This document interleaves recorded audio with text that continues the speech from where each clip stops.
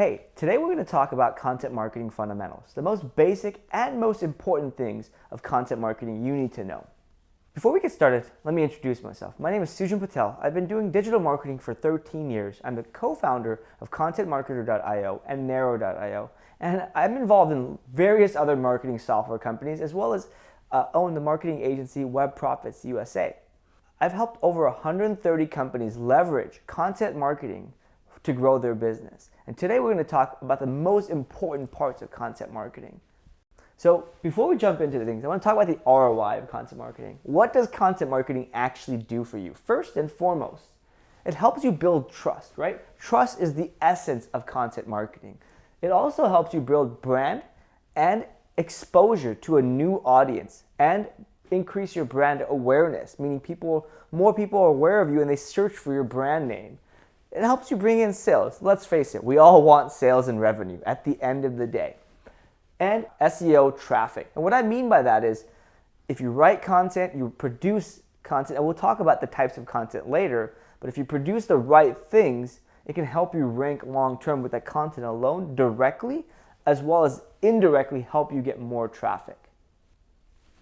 So let's talk about the main takeaways of this video, because it's very important that you don't overcomplicate things and we break it down to the simplest, most easy to understand parts that you can then start executing on, because that's the main part of this, execution. So first and foremost, we're going to talk about the metrics that matter.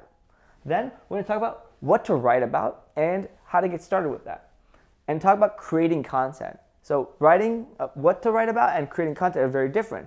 Creating content is who's going to help you create the content, whether it's yourself and whatnot. What to write about is really figuring out what you should write about. Very simple. And then next, how you can stand out. And lastly, content promotion, the thing most people fail at. All right, going into metrics that matter. What are the most basic metrics that matter? This is what people overanalyze, overcomplicate content marketing, and turn content marketing into this gigantic Excel spreadsheet. Well, if you're a content marketer or leveraging content marketing and you spend most of your time in Excel, you're failing. You need to spend most of your time in the creative side of content marketing. But let's focus on the big metrics that matter before we jump into everything else. First and foremost, monthly visitors.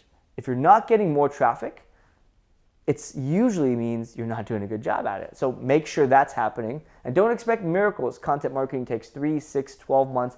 It actually doesn't start working at its most effective point until 12 months because it's compounding. But I digress. The next thing is it helps you get mentions and links. What is that? Anytime your brand is mentioned, and usually it's your content's mentioned, if you put yourself out there more, you're going to get more of that. Shares and engagement, meaning if you write good content, you're getting traffic to your site.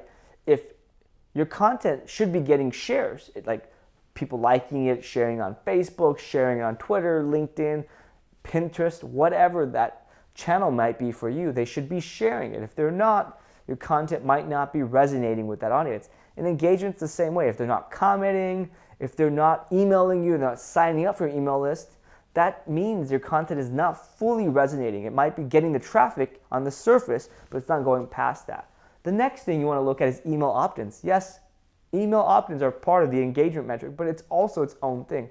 If you have content and it's not getting people into your email list, well, you're not building a network. You're not building your audience. You're not nurturing it. And the last thing, and I don't want to forget this, is the most important part, is conversions and sales. And this happens over time.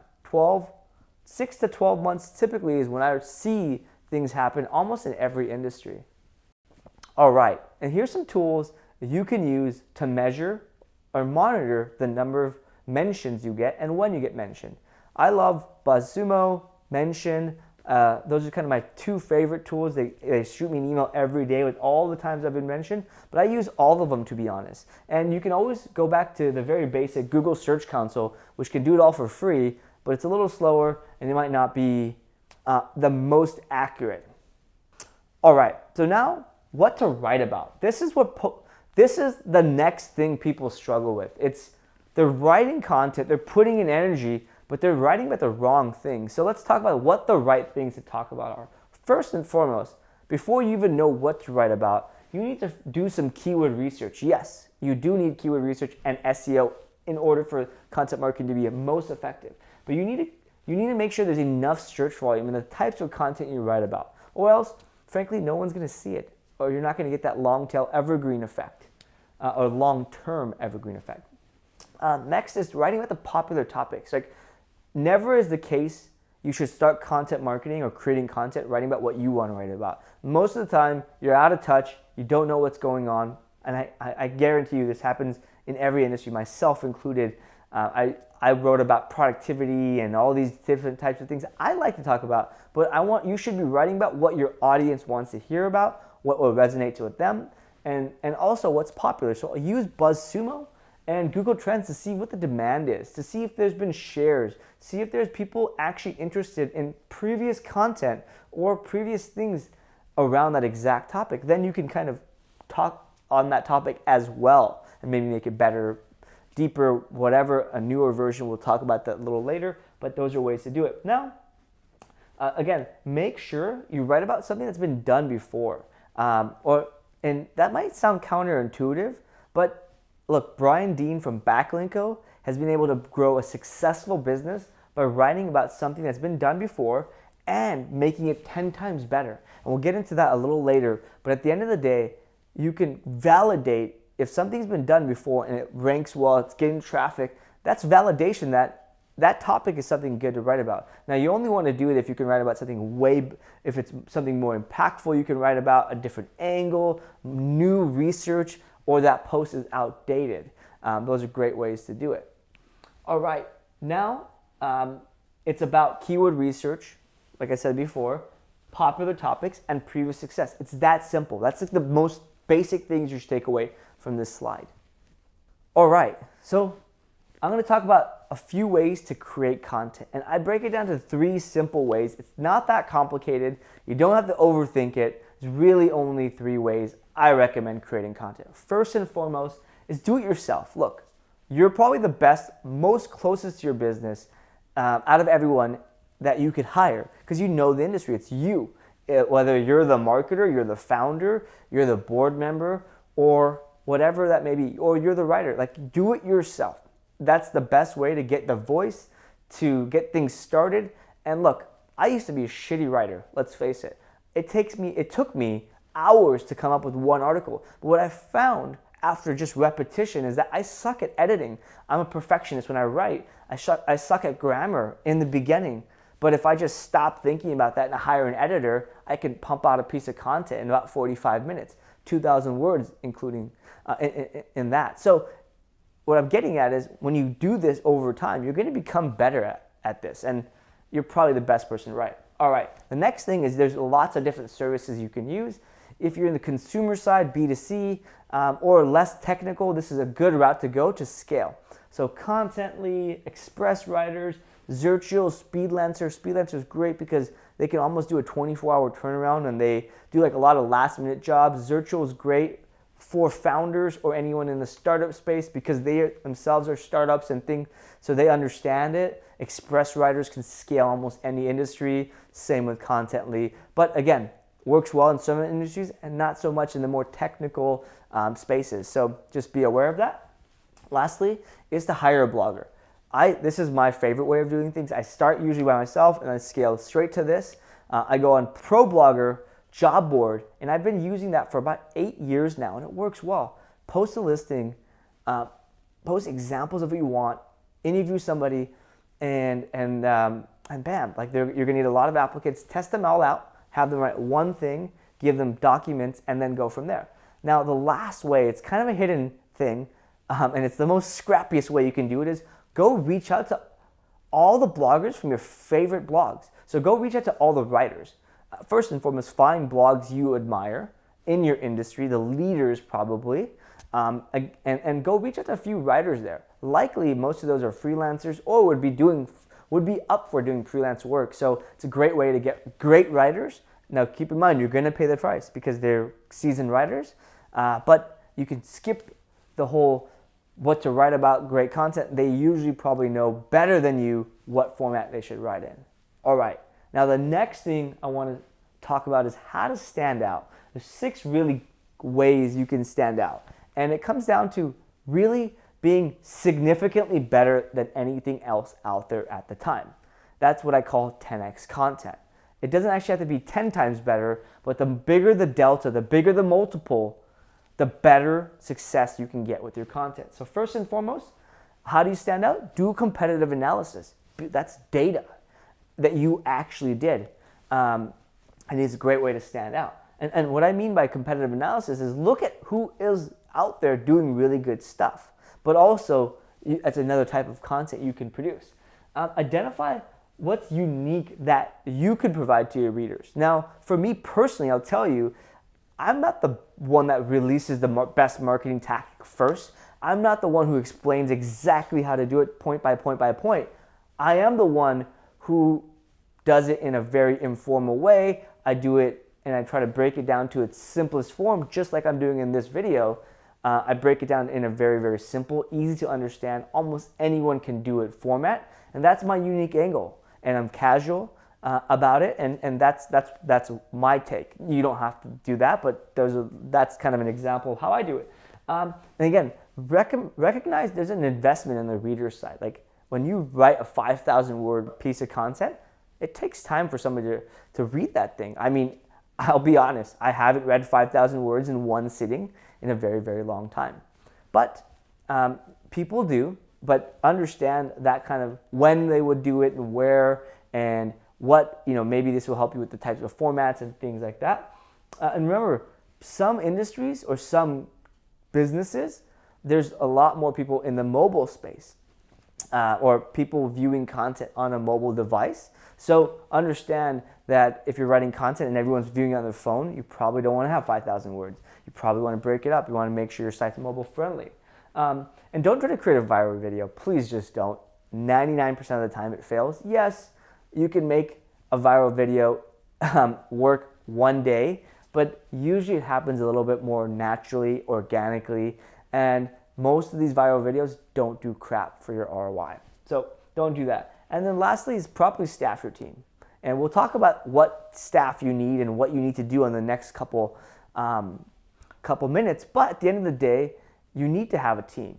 I personally have a research person who will take what I write and add more data and research and facts and examples to it, and an editor who will take everything at the end and make it sound much better, so I don't have to worry about the grammar because I suck at that, frankly.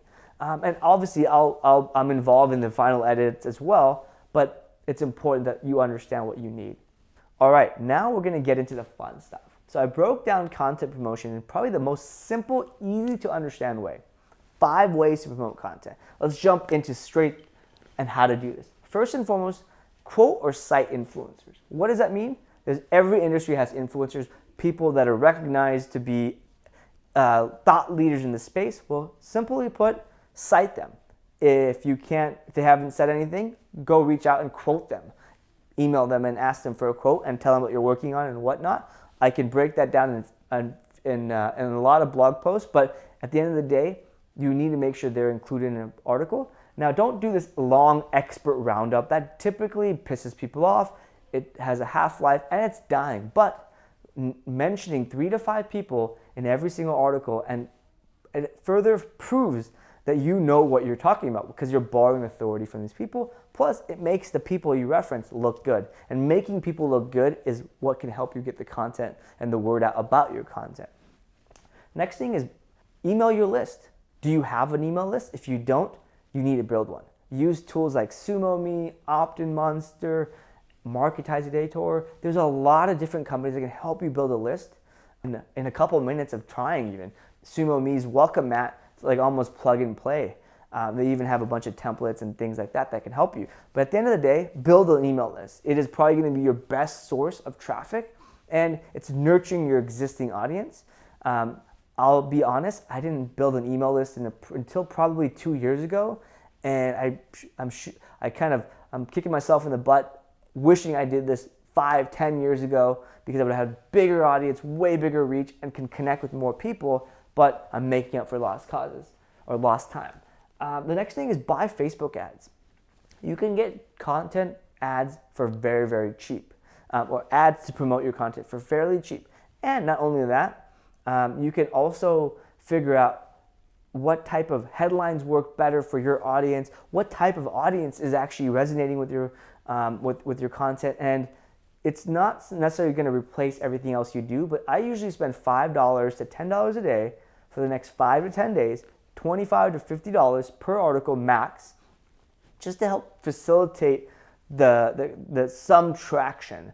I've tried StumbleUpon ads. You can use sites like Zamanta, Outbrain. They all have a similar effect, but I found Facebook to have the best effect because I can get content ads for anywhere between 10 to 20 cents, sometimes even cheaper if the content or the industry is really, really good, or less competitive, or my content's very unique. And the better the content, the lower the cost it's going to be. Next is mixed media. So long form content is a big trend right now, and it'll probably continue to happen. But with that, people get bored. White background with text and 5,000, 10,000 words, 20,000 words, that's boring. I don't want to read a book on the web.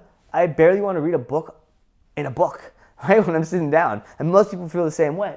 So use mixed media, things like images, embeddable video, YouTube videos. Like this video, I'm going to embed in a couple other blog posts to mix it up. You can use click to tweets, embed Instagram images, use images, break things up, invest in something like Canva or Snappa so you can create these little images that for each section heading. Again, you're breaking up content into pieces. And let's face it, this adds bells and whistles. This makes your content look fancy. It looks better, and presentation is everything. And lastly is share your content with those who have written something similar. And what that means is there's people that have written on every topic. It's 2016, somebody's written about something, and yes, you may have a unique take, but why not reach out to those who have shared it in the past? I use BuzzSumo to figure that out. And again, I'll talk about that in another video, I can go on for hours on that, but at the end of the day, look into that and it'll help you. The basic premise here is create less, promote more, because you should be spending 70-80% of your time promoting content and only 10 to 20, 30% creating the content. If you're too busy writing the content, well then get somebody on your staff to help you promote your content. And one more thing. This is probably the most impactful thing that you can do to get more life out of your content, which is recycling your content.